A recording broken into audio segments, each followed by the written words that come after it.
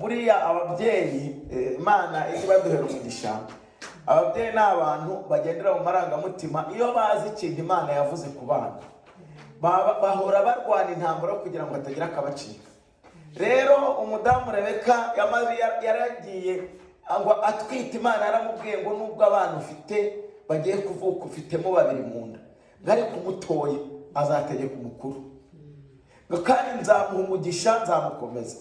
Hanyuma rero uriya mudamu Rebeka yibwiye ko umugisha Imana yavugaga kuri Yakobo ari uzava mu biganza bya Isaka, ariko Imana yari yagambiriye kuzahereza umugisha Yakobo iwimwihere uvuye mu biganza byayo. Hanyuma rero yumvise Isaka abwiye Esawu ngo ajye kumuhigira inyama amuzanire amuhe umugisha, yibuka iby'Imana yavuze ati reka iryo kosa sinarikora. Ndabizi ko atazi ibanga Imana ibintu yambwiye ntabyo azi, agiye gukora ishyano aho umwana umugisha utawukwiriye. Najya mbabwire ababyeyi batanga umugisha, ariko umugisha w'umunyembaraga ni umugisha Imana ihereza umuntu. Umudamu yakoze iyo bwaba agaca hasi no hejuru mpaka umugisha Esawu yagomba guhabwa awubiganije uhabwa Yakobo, ariko si wo mugisha Imana yari yamubwiye. Imana yari yamubwiye ati nzaguha umugisha, nzaha umwana wawe umugisha, ndetse azaba mukuru, azategeka umukuru kandi ari we muto. Rebeka rero yumvise Isaka avuze ko agiye gutanga umugisha, aravuga atagiye kuwuyobya, kandi Imana yarawuyoboreye kuri Yakobo. Bariganya umugisha Isaka. Bamaze kuwuriganya rero, kubera ko waje utavuye mu mugambi w'Imana, Yakobo uwo mugisha waramuberabeje, akajya agenda agakora ntibamwishyure, ku mugeni bakamuha uwundi, bakamupromisinga amatungo, igihe cy'amatungo cyo kuyamuha cyagera bakayamwambura.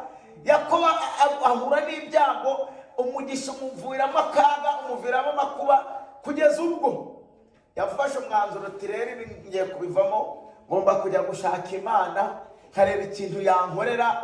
Umugisha nasanze atariho, nasanze umugisha Imana yamvuze hatari uyu, kuko uyu nguyu ugiye kumbera bezo umbere y'akaga. Imana yacu nishimwe. Hanyuma umugabo bita Yakobo afata umwanzuro wo kujya gushaka Imana, ngo ari gusubira iwabo. Hari ahantu yari yaranyuze ari guhunga, kuko gutwara umugisha wa Esawu byamuguye nabi, ariko kandi nabyo ntabwo ari ikibazo cyahabaye. Imana nigishaka gukora ibintu birimo uburiganya.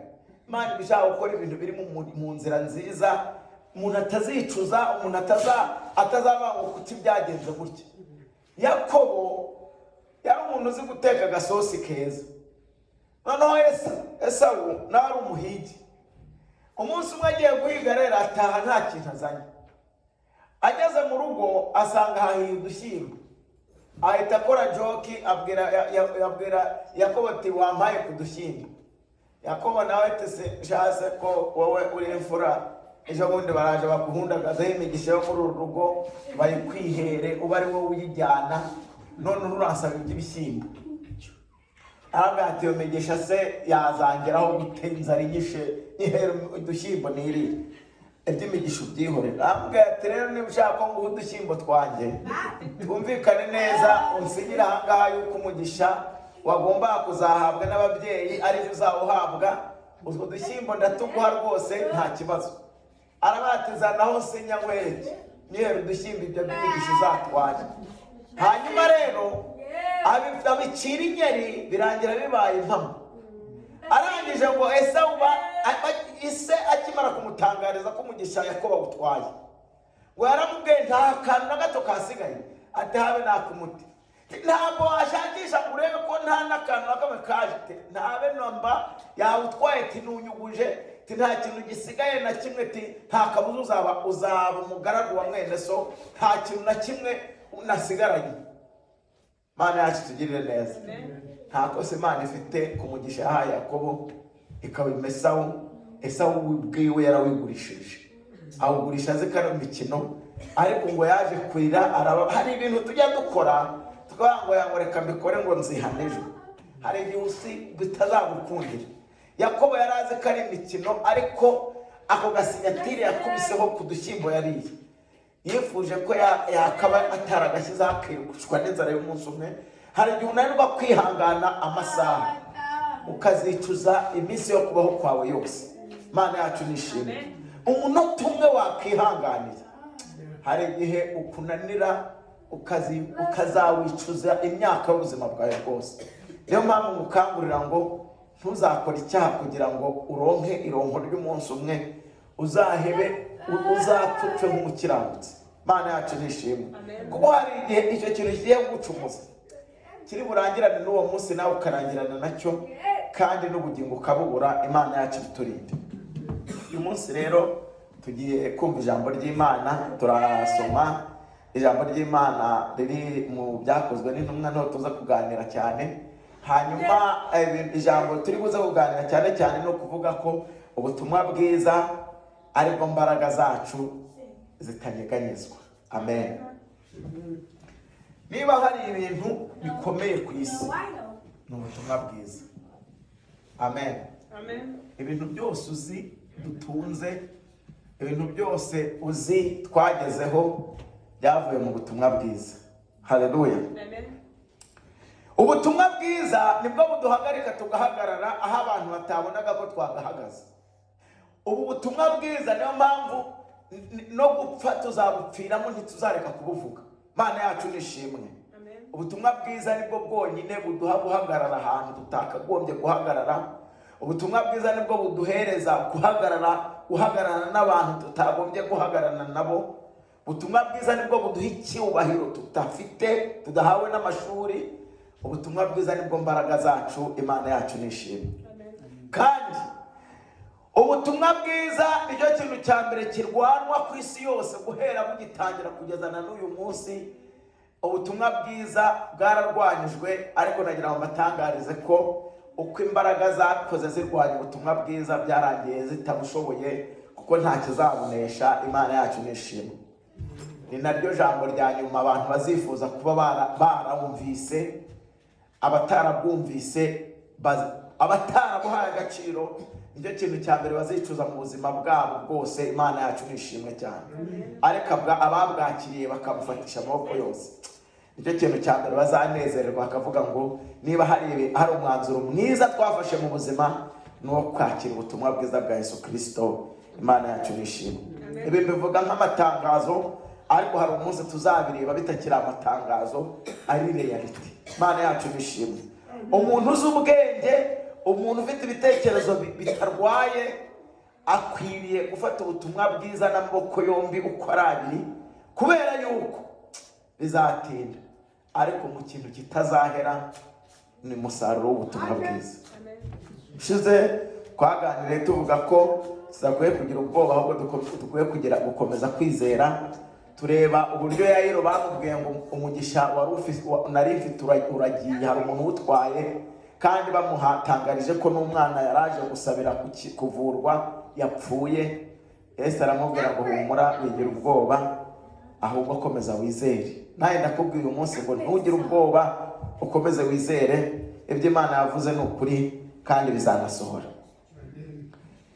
Nagira ngo mbabwire rero yuko nukuri uyu mwaka twarawutangiye, kandi twavuze ijambo ry'umwaka tuzagenderaho, ko tuzagenda ku ijambo ryo kuvuga ngo dushorere imizi muri Kristo Yesu. Ni ijambo twasomye mu Bakolosayi ibice 2 umurongo wa 6 kugera ku murongo wa 8. Nagira ngo mbabwire ngo dushorere imizi muri Kristo Yesu. Niryo jambo tuzakomeza kubwiriza, tukabwira abantu Kristo kugira ngo bamumenye, bamwubahe, bamukorere, bamwizere, bahinduka abana b'Imana. Imana yacu nishimwe. Tugiye gusoma rero ijambo ry'Imana riri mu Byakozwe n'Intumwa ibice 4, niho turi busome, ariko turasoma umurongo wa 13 n'uwa 14, dusome n'uwa 16 n'uwa 17. Byakozwe n'Intumwa ibice 4, umurongo wa 13 n'uwa 14, twongere dusome uwa 16 n'uwa 17. Reka dusome mu izina rya Kristo Yesu. Haravuga ngo babonye ubushizi bw'amanga bwa Petero na Yohana, kandi bamenye ko ari abaswa batigishijwe, baratangara, maze bibuka ko babanaga na Yesu. Ni ukuvuga ngo kubana na Yesu birahagije ko bihita biguhereza amadigirizi y'amashuri utigeze wiga. Ku murongo wa 14 haravuga ngo kandi babonye uwo muntu wakijijwe ahagararanye nabo, babura icyo bababaza babasubiza. Mana yaguha umugisha. Ni ukuvuga ngo babonye ubuhamya bwabo bahagaze iruhande, amagambo ashira ivuga Imana yacu nishimwe. Dukomeze ku murongo wa 16 ngo aba bantu tubagire dute ko bimenyekanye mu batuye Yerusalemu bose yuko bakoze ikimenyetso cyogeye, natwe tutabasha kubihakana, ariko kugira ngo bitarushaho kwamamara mu bantu, tubakangishe kutongera kugira umuntu wese babwira muri iryo zina. Naravuze ngo muvuge ngo ntibyashoboka. Mana yacu nishimwe. Nukuvuga ngo ntibyashoboka. Mana yacu nishimwe. Ntabwo byakunda. Ntabwo nta kintu wakora ngo uvuga ngo tuvuge ibindi bintu bitarimo Kristo. Ubutumwa bwiza bwawe butabayeho. Mana yacu nishimwe. Aba bagabo nagira ngo mbabwire ibyababayeho. Aba bagabo baragiye mu gitondo kimwe, baragenda bajya ku rusengero. Bagiye ku rusengero, hanyuma basanga hari umugabo uhahora. Bari basanzwe, nkunze kubabwira ngo ibibazo ufite bizangana n'iminsi Imana yabishyiriyeho. Ntabwo bizangana n'umunsi umwanzi yawe yabigeneye, ntibizangana n'iminsi shitani yabigambiriye. Umunsi w'Imana nugera ibibazo ufite ntuzamenya ukuntu byakuvuyeho, kandi ntibizakemukira mu ijuru, ntibizakemukira ahandi, bizakemukira ahantu utuye. Imana yacu nishimwe. Uyu mugabo yari amaze imyaka myinshi kuri urwo rusengero, kandi ba Petero bari bamaze imyaka myinshi bahasengera. Imana yacu nishimwe. Ariko umunsi w'Imana w'uwo mugabo warageze, ba Petero ntibinjira mu rusengero. Imana yacu nishimwe. Birashoboka ko bahanyuraga bakamuha amafaranga, bakinjira bagataha gutyo. Hanyuma umunsi umwe w'uwo mugabo ugeze, hari umunsi wawe uzagera ntihagire ikintu na kimwe abantu bose batakurebaga bakaguhanga amaso. Uwo munsi bazakumenya, bamenye ko hari, kandi barahakubonaga ntibamenye ko hari. Imana yacu nishimwe. Bazahita bamenye icyo ukeneye ntawe ukibabwiye, nawe ubwawe warabyibagiwe ko ibyo bintu bikeneye. Hari igihe utura ahantu wamara kuhamara igihe kirekire, ibibazo ufite ukabyiyitirira, ukavuga ngo ibi ni ibyanjye, ya ndwara yanjye, bwa bukene bwanjye, ya mibabaro yanjye, ukabihindura ubuzima ukagira ngo niko wavutse. Mana yacu tugirire neza. Ubundi umuntu yakubona nawe ubwawe ukabibona nta ariko wabaye. Ariko umunsi w'Imana iyo ugeze, uhindura amateka, ibintu utabonaga Imana igategeka abantu kujya babibona kandi bakazana ibisubizo byabyo. Petero na Yohana bageze kuri uwo muryango ku munsi w'Imana wo gutabarwa k'uwo mugabo. Ntibongera kumubona nk'umuntu ukeneye amafaranga, ntibongera kumubona nk'umuntu ukeneye ifeza n'izahabu, kandi bari basanzwe bahanyura bakamuha ibyo bintu. Barangiza baravuga ngo uyu munsi ntabwo turi buzane ifeza nta n'izahabu dufite uyu munsi, ahubwo ikintu ukeneye nicyo dufite kandi nicyo tugiye kuguhereza, udutumbire. Imana yacu nishimwe. Uyu mugabo hari ikintu kimwe namukundiye ko yahise agira ihishurirwa. Ntiyigera atesha agaciro yuko badafite ifeza, ntiyigera atesha agaciro yuko badafite zahabu, kandi ahanga amaso Uwiteka Imana isumba byose kugira ngo arebe ibindi bintu bafite bitari ifeza, bitari n'izahabu bagiye kumuhereza. Hanyuma rero mu kanya gatoya ngo baramubwira ngo mu izina rya Yesu Kristo w'i Nazareti haguruka. Mana yacu nishimwe. Uyu mugabo ibi bintu mujye mubyumva nk'ibintu bidasanzwe. Uyu mugabo arashobora kuba atari yakumva ibyo bintu bavuga, atari yanakabona uwo byabayeho. Mana yacu nishimwe. Arabizi ko nta kindi kintu azi usibye kugenda kubeta akabuno hasi. Yavutse uko, nta nubwo yigeze atekereza kujya kwa muganga, nta n'ahantu yari azi ko ariko azabaho kugeza apfuye. Imana yacu nishimwe. Kandi niko kuri. Umuntu wavutse ari impumyi wakora iki ngo umumure? Umwana yavuka ari impumyi hafatanije, ukavuga ngo uzajya kwa muganga ngo bahabage bahakure bahafatanure, uhita uvuga ngo nuko bizagenda nta kundi. Imana yacu nishimwe. Ubu umuntu yakubwira umaze imyaka waravutse uri impumyi, ijambo inshinga bita guhumura utarigeze witondagura, umuntu akakubwira ngo humuka, ngo kanura, ntiwakirwa unabigerageza, wamubwira ngo reka reka ntabwo witegereje neza, amaso yanjye arapfundikiye. Imana yacu nishimwe. Uyu mugabo rero baramubwiye ngo mu izina rya Yesu, baramubwiye ngo dutumbire, hari ikintu tudasanzwe tuguhereza dufite twaje twitwaje uyu munsi, kandi iki kintu nudutumbira nicyo tugiye kuguhereza. Abahanga amaso atega n'amatwi, arangije baramubwira ngo mu izina rya Yesu Kristo w'i Nazareti haguruka. Abyumva kurusha abandi bantu bose, ahita yapurika ibintu atigeze atekereza mu buzima bwiwe, ahita abikora. Abikoze bihita byemera, arahaguruka agenda yinjirana nabo mu rusengero, agenda n'amaguru abiri. Imana yacu nishimwe cyane. Amen. Aha rero nifuza ko mwumva aka kantu. Uyu muntu niki cyamuhaye izo mbaraga zo guhaguruka no kunatekereza? Hari umuntu wari uri ku kidendezi Betesayida, mujye mumugereranya n'uyu muntu. Uyu nawe yari ikimuga, ariko yaravutse ameze uko nguko, ariko yari anafite amakuru y'uko umuntu ugiye mu kidendezi cya Betesayida akajyamo bwa mbere, marayika yaje guhindura amazi, akira indwara iyo ari yo yose afite n'ubumuga ubwo ari bwo bwose. Noneho Yesu araza aramubwira ngo urashaka ko nagukorera iki? Imana yacu nishimwe. Abate nta kintu wankorera, kuko aya mazi nakakubwiye kuguma ahangaho ukazashyira mu mazi yihindurije, ariko buri gihe iyo amazi yihindurije abandi bantu bantangamo bigatuma ntarakira, dore ndahasaziye. Aramubwira ngo none wifuza iki? Ati mu mutwe we yumvaga yifuza umuntu wagumana nawe amazi akayihinduriza agahita amutereramo. Ntiyamenya ko ujya yohereza abantu bahindura amazi ariwe bahagararanye. Arangije aramubwira ngo ngaho ikorera uburiri bwawe ugende. Imana yacu nishimwe. Nawe yahise abwikorera biremera. Imana yacu nishimwe cyane. Ariko yagize umwanya wo kumera nk'ari gutongana no kuvuga nabi. Ariko uyu nguyu wa Petero wiwe baramubwiye ngo ikintu uyu munsi nta feza nta n'izahabu dufite, ntiyahita azana amateka ngo none se mufite iki? Ahubwo baramubwira ngo hari ikintu kimwe udasanzwe ubona tugiye kuguhereza, ariko hari ikintu kimwe ugomba gukora. Imana yacu nishimwe. Udutumbire.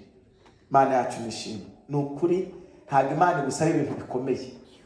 Yesu ashaka ko tumutumbira, tukamuhanga amaso, hanyuma ibibazo byose dufite tugategereza igisubizo cyabyo. Imana yacu nishimwe. Uyu mugabo amaze gutumbira Petero na Yohana, yahise aba popira, byo bita popirere cyangwa se byo bita famous muri iki gihe cya none. Yahise aba icyamamare. Amaze kuba icyamamare, ya nkuru y'ibintu byakozwe iramamara ngo Yerusalemu yose. Kandi muri icyo gihe hari ikintu gikomeye cyo kwamagana ubutumwa bwiza, babwiriza abantu ko Yesu yapfuye atazutse, ko ibyo bababwira by'uko yazutse ari ibinyoma, y'uko mwumva kuba atari igitangaza cyahabaye, ahubwo intumwa n'abigishwa ba Yesu bagiye nijoro bakamwiba bakaba bamutwaye. Imana yacu nishimwe. Hanyuma rero byazina kubera ko nababwiye ngo niba hari ikintu utavuguruza, ikintu utarwanya, kabone nubwo wakoresha bomba atomike, n'ubutumwa bwiza. Imana yacu ishimwe. Ni nayo mpamvu, ariyo mpamvu nahisemo kuzabwiriza ubutumwa bwiza. Ibindi byose wabirwanya bikemera. Nubwanga ijambo ryose nakubwiye mu butumwa bwiza, ni ukuri hari umunsi uzabona ubuhamya bwaryo. Imana yacu nishimwe. Mu kintu mvuga nkakivuga mpagaze ku maguru abiri, nta bwoba, ntabyicuza, ntanafite ikintu na kimwe kimpangayitse. Ni ikintu bita ubutumwa bwiza. Haleluya. Ibindi bintu byose iyo bivuga ndanashidikanya nk'abana se byaba bitazabaho, nkibaza ko bishobora kubaho cyangwa bitazabaho. Ikintu kimwe njya mvuga nkavuga ngo iki ngiki gihagazeho, nzakomeza nkivuga uku nguku, ntabwo bizantera isoni nta n'ubwoba biteye, kandi ingaruka zacyo nziza muzazibona n'ubutumwa bwiza. Imana yacu ishimwe. Ibindi nakubwira nshobora kubikubwira nkanabikwizeza bikazahinduka, ariko ikitazahinduka n'ubutumwa bwiza. Imana yacu ishimwe. Nta n'umuntu rero wanaburwanya ngo byemere. Reka nubwo wakoresha imbunda z'ubundi bwoko, ikintu utarwanya ngo bikunde n'ubutumwa bwiza. Nta kintu, ni ukuvuga ngo nibyo bintu wakemera cyangwa ntubyemere, ariko ukitegura n'ingaruka zabyo kutabyemera. Imana yacu nishimwe. Ariko nagira ngo mbabwire, niba hari ikintu tuzishimira umunsi impande zavuga, nuko twumvise ubutumwa bwiza, twarangiza tukanabwemera, twamara kubwemera tukabwizera. Imana yacu nishimwe cyane. Ni ikintu kimwe mbatangariza kuri ano materaniro no munsi, ngo nicyo kimwe gusa utazicuza. Ibindi baguporomisinze, hari umunsi uzabyicuza utaranapfa ukiriho muri ino si, ariko ubutumwa bwiza na hanyuma y'urupfu ntabwo uzabyicuza. Imana yacu nishimwe. Twasomye inkuru rero iri mu Byakozwe n'Intumwa ibice 4 umurongo wa 13 kugeza 14, dusoma na 16 kugeza 17. Tuvuga amakuru y'ubutumwa bwiza Petero na Yohana bavuze bamaze gukiza ikimuga cyari kiremaye. Hanyuma twavuze ijambo rimwe ndi kumva umwuka ari kumpatira ngo buri muntu wese ataryumvise. Ibibazo byose ufite uyu munsi bingana n'umunsi Imana yabitegekeye ko bizakumaraho. Imana yacu nishimwe. Ntabwo bingana n'umuntu wakuroze, ntabwo bingana n'umuntu wabiguteje, ntabwo bingana n'ibyifuzo by'abantu. Umunsi Imana yategetse ko bizashira, nta mbaraga zihari zizabihagarika. Imana yacu nishimwe. Kandi ahantu uri niho bizakemukira. Imana yacu nishimwe cyane. Uyu mugabo yari amaze imyaka myinshi ku irembo ku rusengero, imbere y'urusengero. Ba Petero bari bahamaze imyaka bahasengera. Abantu bose bajyaga bahanyura bakamuha udufaranga agataha. Yari abimenyereye, yari yaranabyakiriye, azi ko aribwo buzima bwiwe ari ko azakomeza kubaho. Ariko siko Imana yari yaragambiriye ko azakomeza kubaho. Imana yacu nishimwe. Abanzi be barahanyuraga bakabati se nk'iki ngiki kiri hano gikora iki? Abamukunda bakamuha udufaranga bakaba ari ibyo babona ko ari uko bimeze. Ariko umunsi w'Imana warageze. Petero amubonye abona ntabwo akwiriye ifeza, abona ntakwiriye izahabu, aravuga ngo dutumbira hari ikindi kintu tutari twakamenya, uyu munsi duhishuriwe. Imana yacu nishimwe. Ntabwo turi buguhe ifeza, ntituri buguhe n'izahabu, ahubwo hari ikintu kimwe dufite tutajyaga dutekerezaho, kubera ko umunsi we wari wageze gute?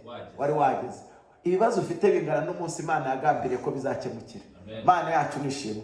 Ni ukuvuga ngo umunsi Imana yabitegekeye bizahita bihagarara, tutitaye imbaraga zibihagaze inyuma, tutitaye iterabwoba ribiri inyuma, tutitaye n'amagambo abadogiteri n'abaganga bavuze, tutitaye ku bibazo bya financial ufite n'amayineza ari muri banki yawe. Umunsi Imana yavuze ngo ceceka, nta mbaraga ziri inyuma yabyo zizigera zongera gukora. Imana yacu nishimwe. Umugabo bari basanzwe babona, umugabo bari basanzwe bafasha, umugabo babonaga nta kindi bamumanusa ibyo kumuha ifeza n'izahabu. Umunsi Imana yagambiriye kumugirira neza. Petero na Yohana bahageze bati tubonye ikindi kintu tutari dusanzwe tubona. Bati se ni igiki?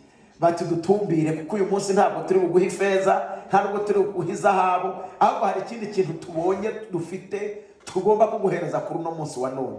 Imana yacu nishimwe. Umugabo arangije aramutumbira, arangije kumutumbira, Petero na Yohana baravuga ngo mu izina rya Yesu Kristo w'i Nazareti uhaguruka.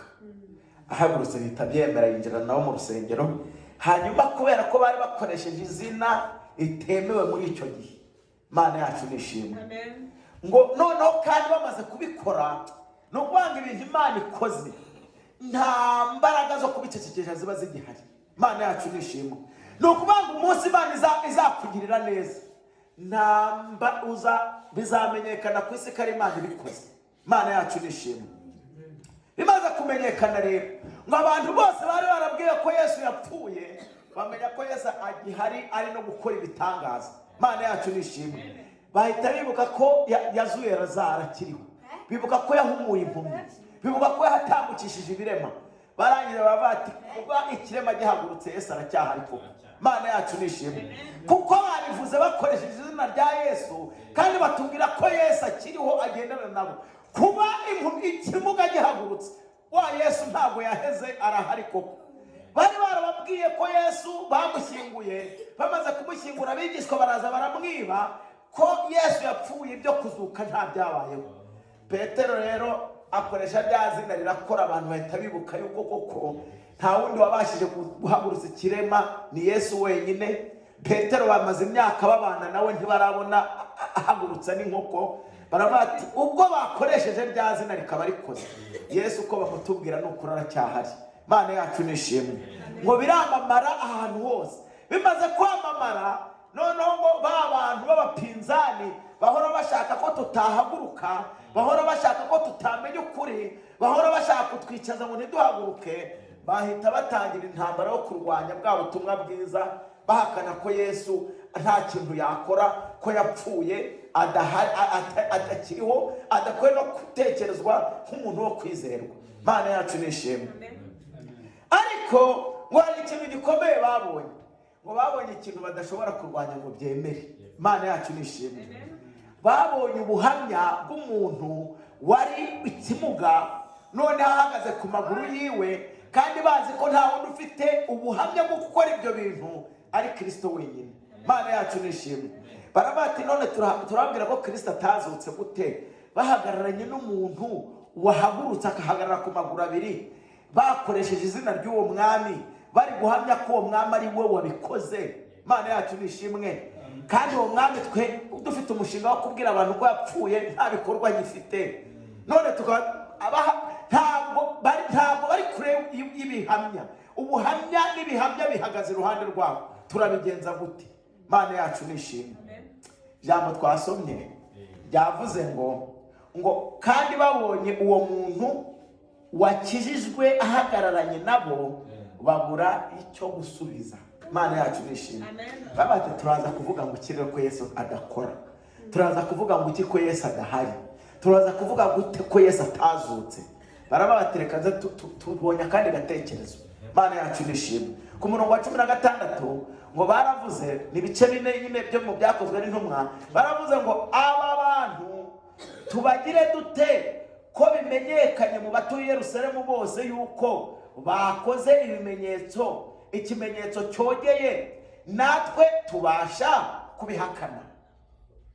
Ariko kugira ngo batarushaho kwamamara mu bantu, tubakanyishe kutongera kugira umuntu wese babwira muri iryo zina.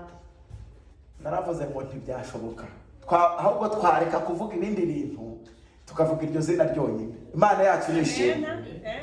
Abantu bahise babahakanira bivuye inyuma, barababatirera ahubwo twareka gukora ibitangaza. Amen. Twahagarika ibitangaza tukabyihorera, ariko kuvuga ko Yesu yazutse byo tuzakomeza tubivuge. Imana yacu nishimwe. Nta mbunda, nta nkoni, nta nkota, nta muriro mwadukangisha ngo duceceke, kuko imbaraga zacu ariho ziteretse. Imana yacu nishimwe. Imbaraga zacu, ubushobozi bwacu, ibyo tuvuga bishingiye kuri uyu mwami bita Yesu. Adahari natwe ntacyo twaba dufite cyo kuvuga. Imana yacu nishimwe. Nukuvuga ngo tudafite akazi dufite, ikintu gituma tuza ahangaha, n'ikintu gituma mwamenye ko duhari, ni ukubera uyu mugabo. Kandi ibyo twavuga tutamushyizemo ntabwo byaba bifite agaciro. Ni nayo mpamvu tutazareka kumuvuga. Imana yacu nishimwe. Ngo barangiye barabakubita bati nubwo mwatwica, ikintu kimwe cyahagarika kutuvuga uyu mwami ni urupfu gusa. Kandi nubwo twaba twapfuye azakomeza amamazwe n'abo twabibwiye. Imana yacu nishimwe. Nta kintu wakora ngo uhagarike ubutumwa bwiza. Imana yacu nishimwe. Nta n'izindi mbaraga dufite twebwe, nizo mu butumwa bwiza gusa. Amen. Ubu nagira ngo mbabwire, nta muntu wampa icyubahiro, kuko nta n'ikingaragaraho.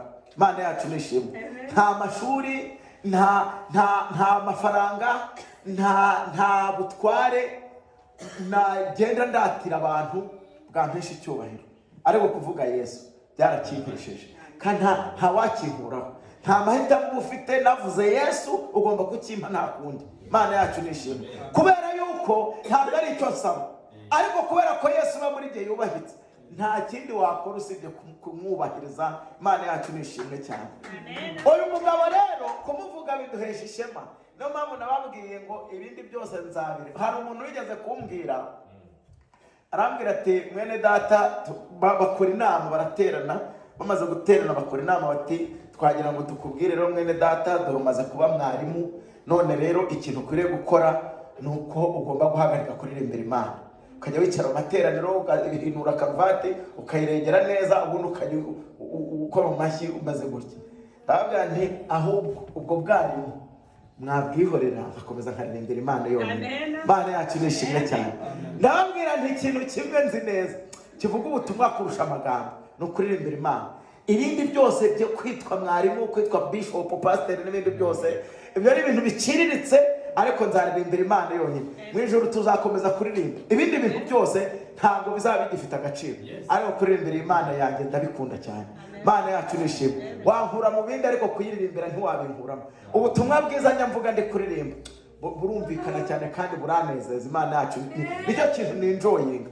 Nagira ngo mbabwire rero, nta muntu warwanya ubutumwa bwiza, kandi nanjye nabuhisemo kurusha ibintu byose kububwira abantu. Imana yacu nishimwe.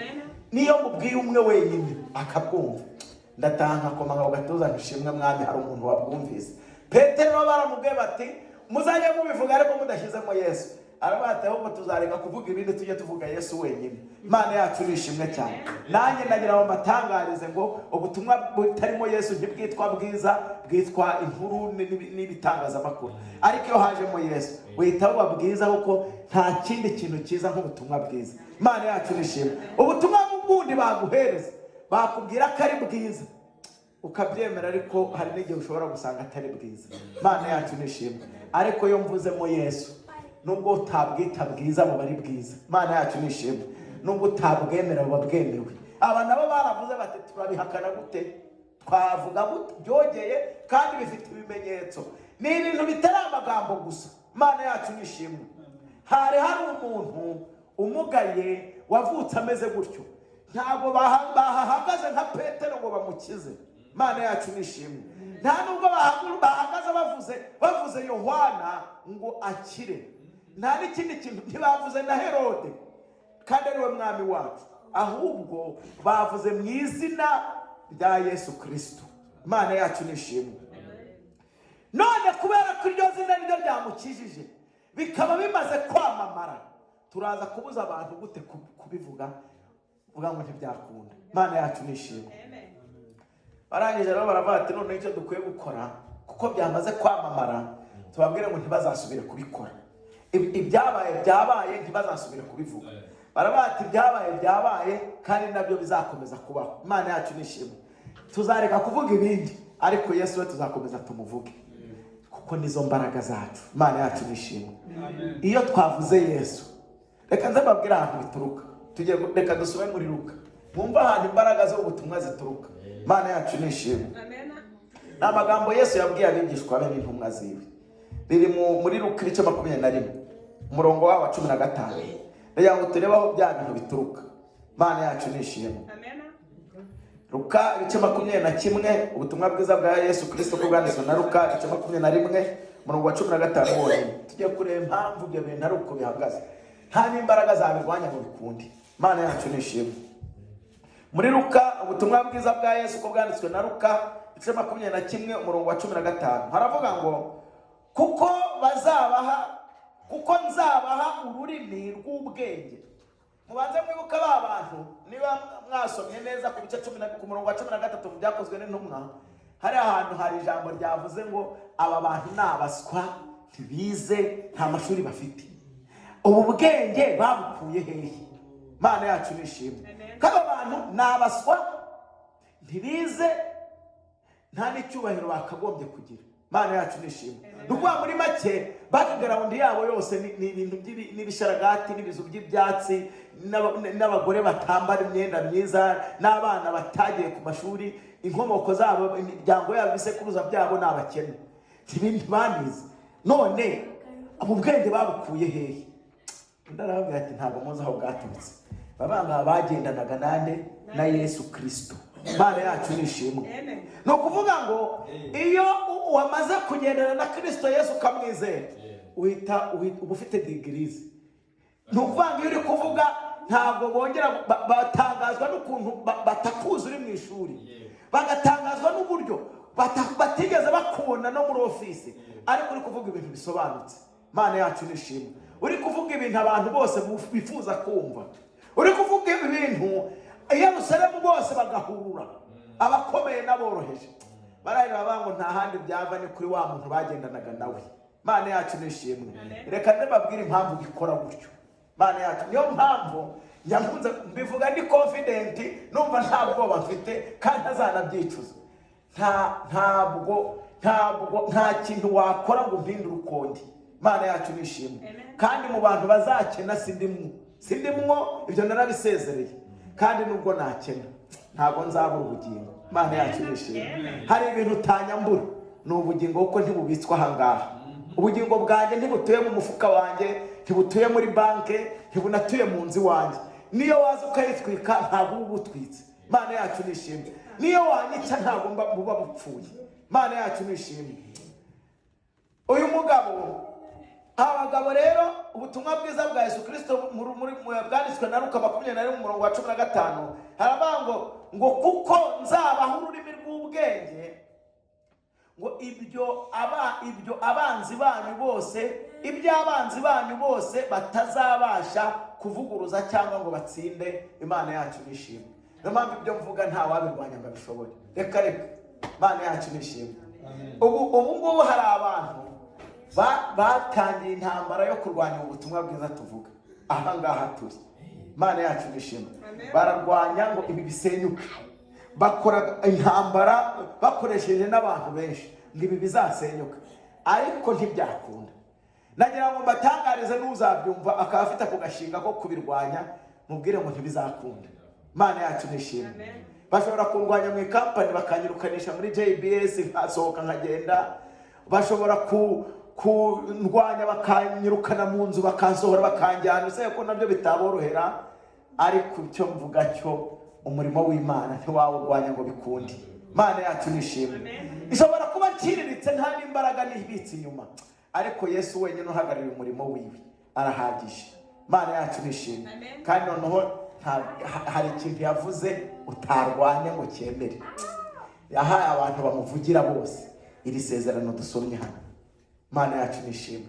Aravuga ngo nzabaha ururimi rw'ubwenge ku buryo uzajya uvuga ibintu ntihagire umuntu ubishidikanyaho, ntihagire n'umuntu wavuga ngo se ngo buriya ngo mubona ari byo ngo cyangwa se nibyo, ubyemere cyangwa ubyange, ariko wabyanga wabyemera nibyo.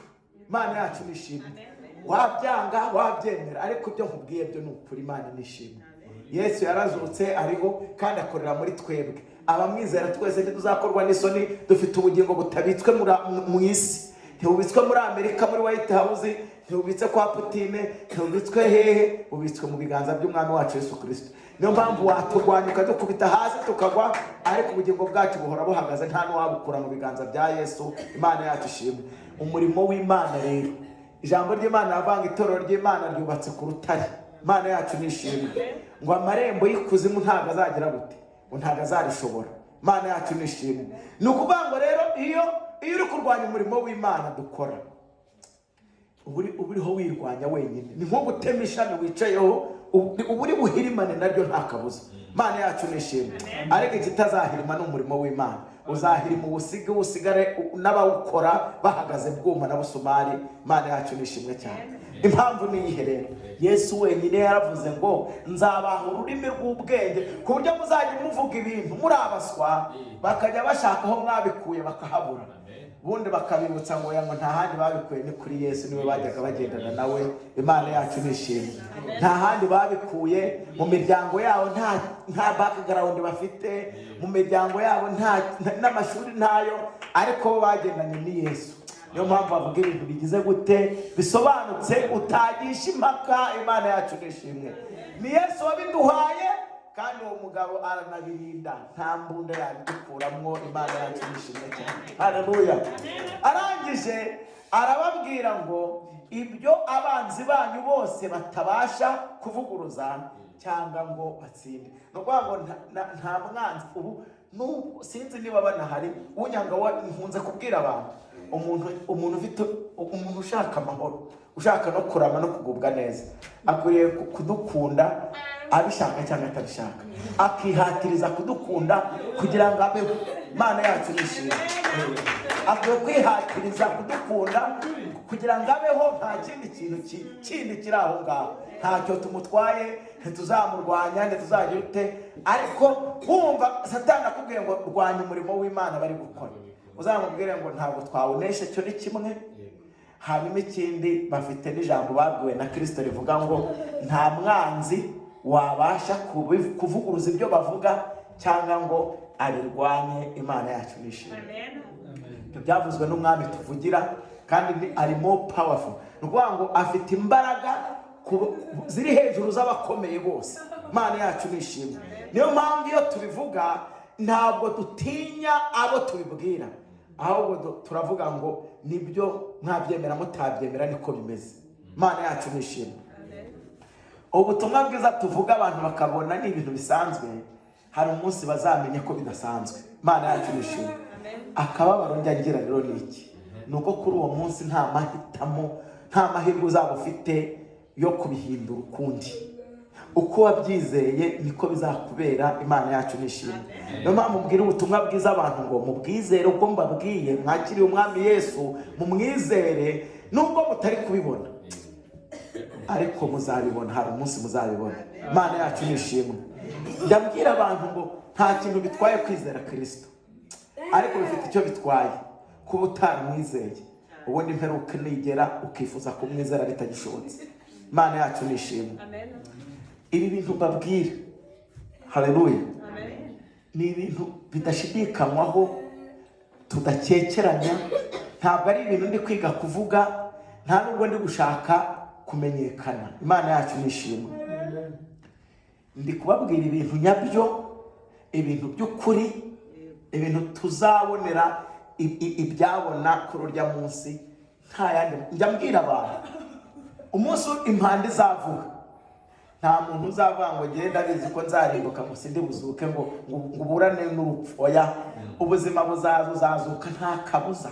Imana yacu nishimwe. Nta kintu wakora ngo kuzuka uzabyange. Imana yacu nishimwe. Iyaba hari ikintu wakora ngo uzabyange, ntabwo wazakorwa n'isoni, wazanga kuzuka kabana n'ubundi byo nzukira ndabizi, ntabwo nzazuka. Ariko nta mahirwe uzagira, kuko Imana ifite umushinga wo kuzakoza isoni abantu batayizeye, kandi bazakorwa nazo. Ni ukuri, ibi ndi kubibabwira mpagaze imbere y'Imana isumba byose. Mu bintu utazashobora kwanga ni ukuzuka. Uzazuka, waba warakoze neza, waba warakoze nabi, ubizi neza. Impanda nivuga ntuzatinda kuzuka, ntuzanarwanya izuka ry'abapfuye, uzazuka nta kabuza. Ariko nagira ngo nkubaze, uzazukira iki? Ko abantu bazazukira ibintu bibiri. Hari abazazukira ubugingo buhoraho, n'abazazukira gukorwa n'isoni. Kandi kugira ngo uzazukire mu gice kimwe cyangwa ikindi, tubikorera uyu munsi ndi kubabwira. Amen. Uyu nicyo gihe cyonyine ufite cyo kugira ngo uzazukire ubugingo cyangwa uzazukire gukorwa n'isoni. Icyo nagutangariza cyo cyizewe neza ni uko uzazuka. Imana yacu nishimye. Ntabwo uzabyanga, ntabwo uzabirwanya. Mu kintu ngutangariza utazagira amahitamo. Ubutumwa bwiza kubwanga, ufite amahitamo yo kubwanga, ariko kuzakorwa n'isoni ku muzuko byo ntuzabyanga. Nta mbaraga, kabone nubwo wakimagine ugasanga gahunda zo kuzuka ziri gutangira, kandi uzi kuzukiye gukorwa n'isoni, process yo kuzuka izakomeza, ntizahagarikwa nuko uri kushaka kubyanga, izakomeza. Imana yacu nishimye. Impanda nivuga uzahita ukanguka, uzazuka, ubundi igitabo cy'urubanza gitangire, ubundi wisanga uri ibumoso cyangwa uri iburyo. Imana itugirire neza. Rero nagira ngo mbabwire, aho uzazuka uhagaze ugomba kuhakorera uyu munsi ugihumeka. Imana yacu nishimwe. Kandi ibyo biba nibyo uzasarura. Imana yacu nishimwe. nagira ngo mbabwire kubwiriza ubutumwa bwiza ntabwo ari byo bizakujyana mu bwami, ahubwo kubwumva ukabwizera nibyo bizakuzamukana. Imana yacu nishimwe. Nta kindi kintu Imana yantoranirije kuvuga mu butumwa bwayo, kandi ibyo mbabwira ni ukuri, nta wabirwanya ngo abineshe. Niyo mpamvu iyo mpagaze aha ntabwo bamfite bw'abahateranira ngo ni benshi ni bakeya, nuko nzi ko Imana izazana bikeneye ko babwumva, kandi abo ngabo niba Imana ishaka. Nta zindi mbaraga zindi zarwanya ibyo tuvuga, kuko ari iby'ukuri. Imana yacu nishimwe. Ikintu kibabaje rero ni ikihe? Ukuri kuratinda, ikinyoma kikamamara kigakomera, ariko impera n'imperuka kwa kuri niyo nyirako atagihari. Baravuga ngo dore yari yarabivuze. Imana yacu nishimwe. Imana yacu nihabwe icyubahiro.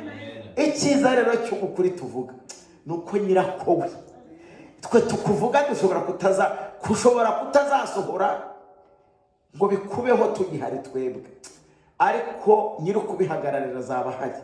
Imana yacu ishimwe. Azakwibutsa ngo ariko hari akanwa kabivuze banga kubyumva. Imana yacu ishimwe cyane. Niyo mpamvu ubu butumwa nta yandi mahitamo ufite usibye kubwemera, cyangwa se ukavuga ngo ntabwo nemeye, ukazitegura ingaruka zabyo, kuko ingaruka zo zirahari. Waba ikibazo rero yaba twagiraga ingaruka hanyuma waba upfuye bikaba birangiye ukabata ndarangije, ariko none na nyuma yo gupfa ntibizaba birangiye. Imana rero buri Imana izi gukora pura nziza cyane. Ukora ibintu ukavuga ngo mpfuye ngo birarangiye, ntabwo birarangira, ntibirarangira. Imana izagutegeka kuzuka, nta mahitamo ufite, hanyuma ufesinge charges z'ibyo wakoze. Imana yacu bitugirire neza. Uyu munsi wabwanga, ariko ntuzanga kuzuka, kandi nzaba mpari. Imana yacu nishimwe. Mu bintu utazagira amahitamo yandi no guhitamo bazaba bahari umunsi wo kuzuka. Imana yacu nishimwe. Ntabwo wahitamo ngo nzazukire muri Filipine niho batanze. Reka nabo muri Filipine bazaba bari imbere y'Abafilipine, nta kindi kintu bazaba bafite. Uzazukira hahandi nyine hahandi. Imana yacu ishimwe. Imbere y'Imana, imbere y'aba bantu bakuze, kuko hari ijambo riri muri Zaburi rigomba kuzasohora. Nkunze kuribwira abantu, riri muri Zaburi ya mbere.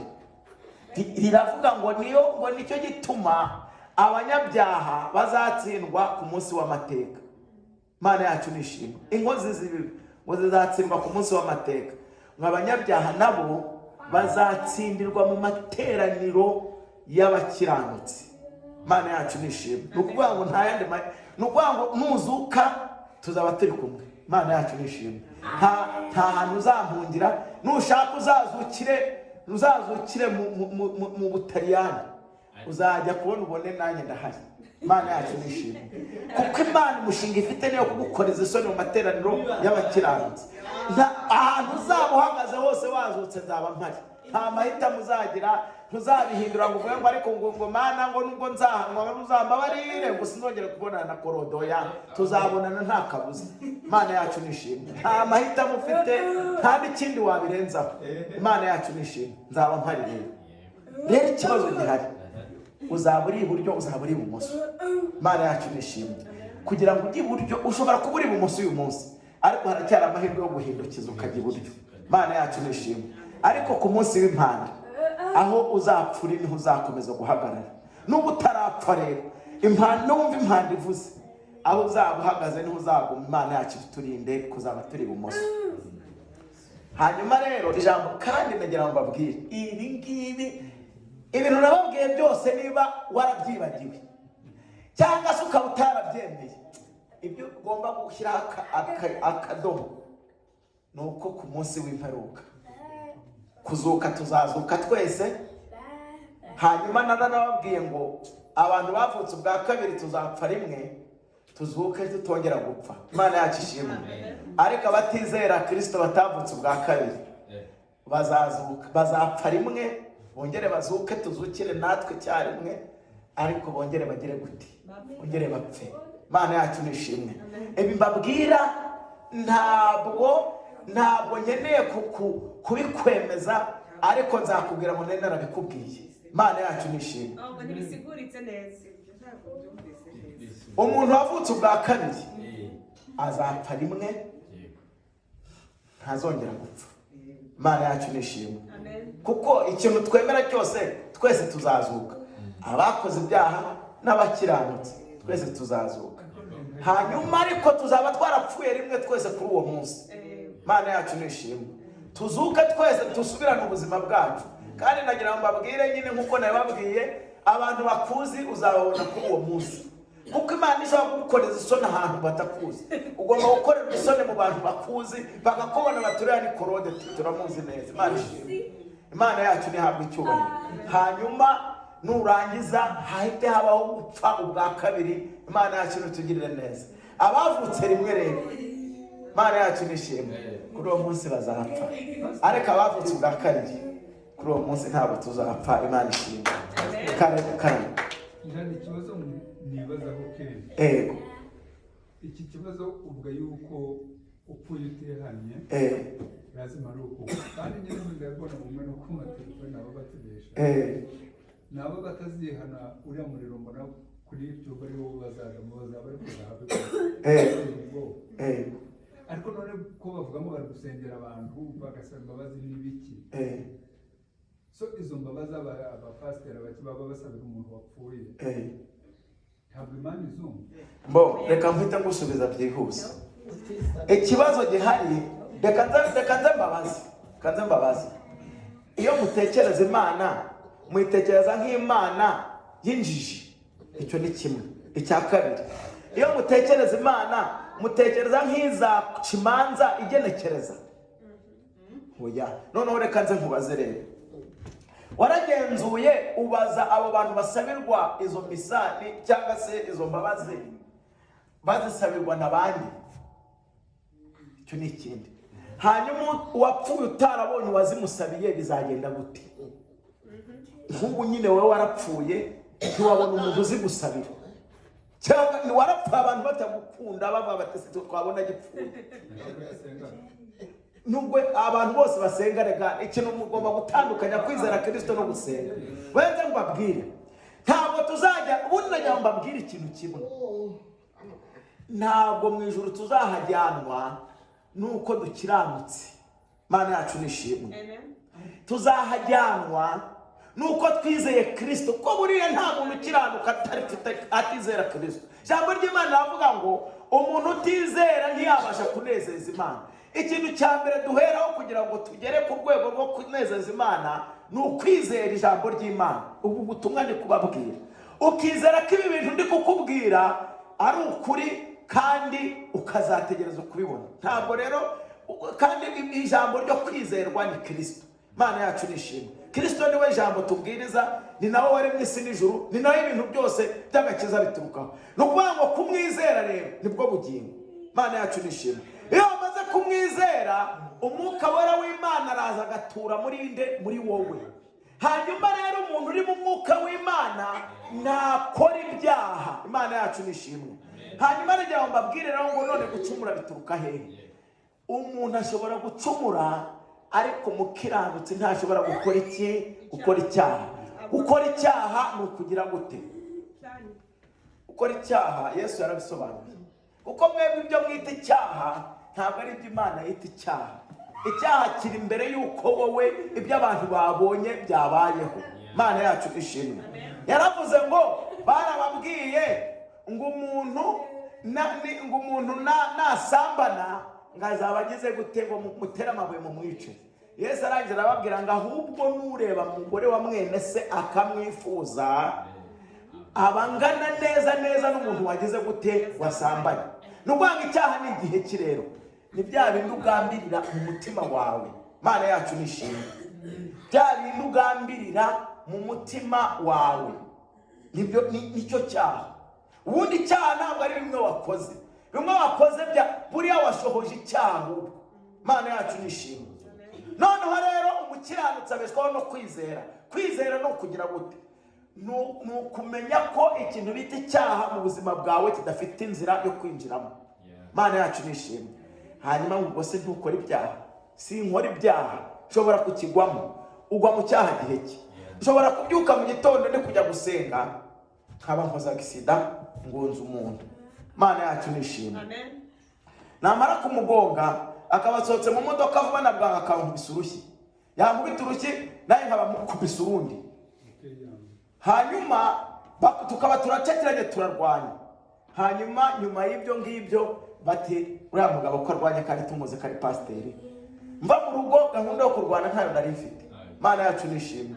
Nta nubwo nigeze ngambirira kurwana n'umuntu, ariko kubera ko dutuye mu mubiri, Imana yacu nishimwe, kandi uyu mubiri ukaba ukoreshwa n'ikintu bita kamere. Imana yacu nishimwe. Iyo umubiri ugize ikibazo, kamera itakubwira ikintu cyo gukora ako kanya. Imana yacu nishimwe, kakubwira ati agusuzugure nta n'isoni. Imana yacu nitugirire neza. Hanyuma rero iyo muri ako kanya udatabawe n'Imana ngo kamere ye kuganza, uhita ukora ibyo kamere ikubwiye. Imana yacu nitugirire neza. Niyo mpamvu Dawidi yatembereye hejuru y'inzu arungurutse hepfo mu gikari, abona umudamu w'ikoga yambaye ubusa, abarasambana. Imana yacu nishimwe.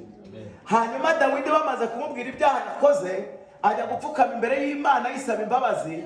Imana iramubwira ngo Dawidi we, nakubabariye mbere y'uko ugira gute y'uko usaba imbabazi. Imana yacu nishimwe. Ngo nakubabariye mbere y'igihe. Impamvu Imana yababariye Dawidi mbere y'igihe ni iki? Ni ukubera ko Dawidi n'ubundi igihe cyose yagombaga guhishurirwa ko hari icyaha yakoze, yagombaga kugira gute kukihana. Umukiranutsi rero igihe cyose ijambo ry'Imana rivuga ngo nimurakara ntimugakora icyaha, kandi niba wanagikoze izuba ntirikagira gute ntirikarenge ugifitanye ikibazo na mugenzi wawe. Rero ikintu kitubeshaho ni iki? Ni ukurwanya icyaha. Imana yacu nishimwe. Ijambo ry'Imana ritubwira ngo turwanye iki? Icyaha. Twirukane turwanye Satani nawe azagira gute? Azaduhunga. Bishaka kuvuga ngo iki? Ntiwarwanya ikintu kitaguteye. Imana yacu nishimwe. Ni ukuvuga ngo icyaha kiraza, ariko dufata intwaro zo guhora tugira gute? Tukirwanya. Umunyabyaha abaho gute rero? Umunyabyaha umuryango w'ibyaha ufunguye. Imana yacu nishimwe. Ntagira icyo yicuza mu byo yakoze, ahubwo yicuza impamvu atakoze byinshi. Imana yacu itubabarire cyane. Bakaba bati wa muntu we kuri gutukana ati nari bwagutuka Sawuli. Imana yacu iturinda. Bati wa muntu we ko wamaze abantu baroga ati ntacyo ndakora ahubwo undiho ndashaka bwinshi. Aho nibwo aya ni amasoso ntacyo mwari mwabona. Niko abanyabyaha babayeho. Ariko Dawidi baramubwiye bati ni iki cyatumye ufata agatama k'umukene yari afite kandi utunze amashyo? Batakugatama uwo muntu wabikoze ararapfuye. Mumumbwire bati ni wowe. Atagatama se umugore wa Uriya ntabwo wari ufite ati nkora ikirere nkora ikikongushije ishyano. Ariko umunyabyaha iyo bamubwiye bati ko umugore urugo rwa kana ka Rusenge, bati ahubwo mfite na plan zo gusenya n'urundi. Imana yacu nishimwe. Nguko noneho rero mwe wambajije ngo none umuntu byo gusengera abapfuye, nagira ngo ubwire ngo umuntu uzamushyire uzamwibuke cyangwa uzanajyambe kubwire umunsi tuzazuka uzabishyire ku gapapuro. Niba uzi n'abantu basengewe bose ku rupfu bapfuye, tuzahura nabo ku munsi w'izuka, bazongera bapfe nta kabuza. Imana yacu tugirire neza. Nta sengesho ryagukura ibumoso ngo uri kujyana iburyo utarahakoreye, kuko bitabaye gutyo twakora ibyaha tugasiga dutanze amafaranga y'abazasigara badusengera. Urumva ibyo bintu? Hanyuma Imana yacu yabitabaye Imana y'inyarubanza rutabera. Imana yacu nishimwe. Nakora ibyaha ngakorera n'amafaranga menshi, ubundi nkaguha amafaranga wowe ukazasigara usengera nyuma y'uko napfuye. Ubugingo simbubonye mbuhawe n'iki? Nizeye Kristo aho ngaho. None se uzabukura hehe niba utarizeye Kristo? Umuntu uzakwizaza Kristo wapfuye ninde? Vuga ngo byo ntibishoboka. Imana yacu nishimwe cyane. Ubugingo turabukorera uyu munsi uyu nguyu, ubundi ku munsi wo gupfa kwanjye mushaka muzavuge ngo ararimbutse, mushaka muzavuge ngo arabubonye, mushaka ntimuzasenge cyangwa musenge, nta kintu kizahindura umunsi napfuye uko napfuye. Nagira ngo mbabwire abantu mwese muzazuka uko mwapfuye, nta kizarengaho umunsi umwuka wagushiriyemo, aho uzawuhita ukatira niho uzazuka uri. Imana yacu nishimwe. Kabone nubwo batanga amafaranga papa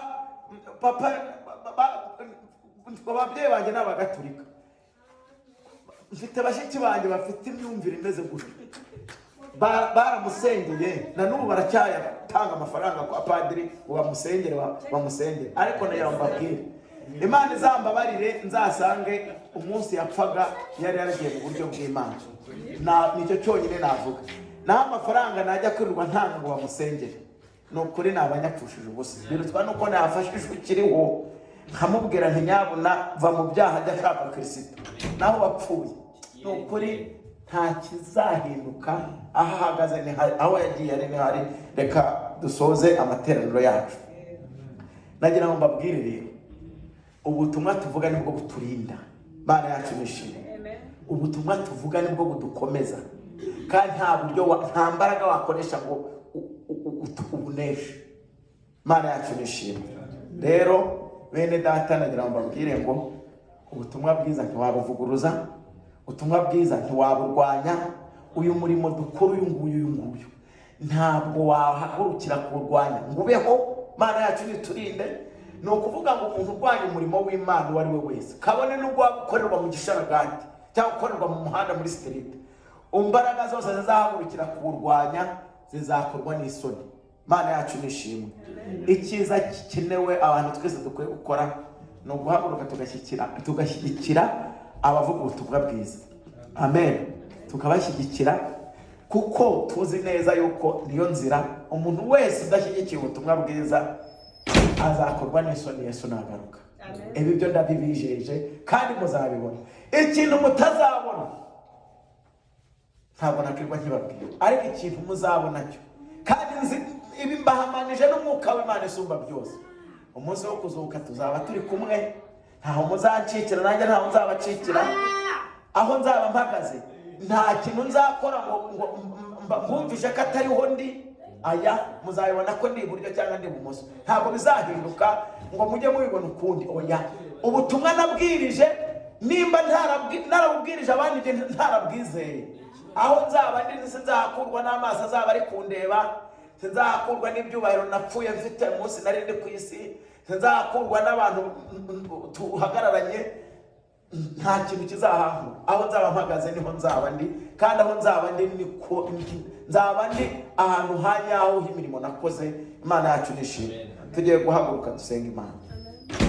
Tugiye gusenga Imana tuyibwire ngo Mana, uyu munsi niwo munsi wo gushaka ubu bwami bw'Imana no gukiranuka tukiriho.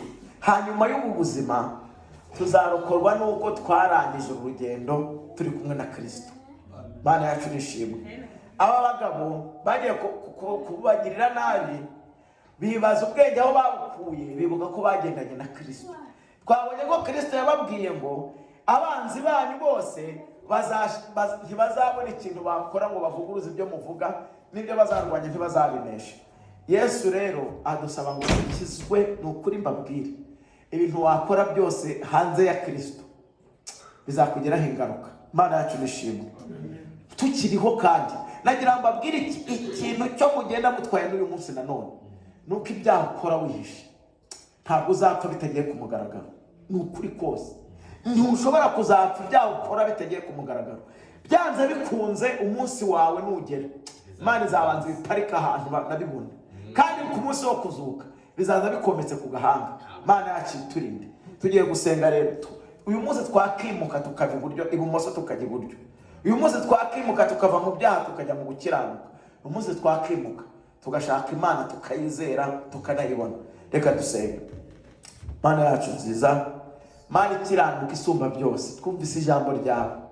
Iri jambo ni ijambo ry'imbaraga, ni ijambo ry'ukuri, ni ijambo ritashidikanywaho, ni ijambo utashobora guhindura ukundi, yuko wazutse kandi watanze ubugingo kuba kwizera.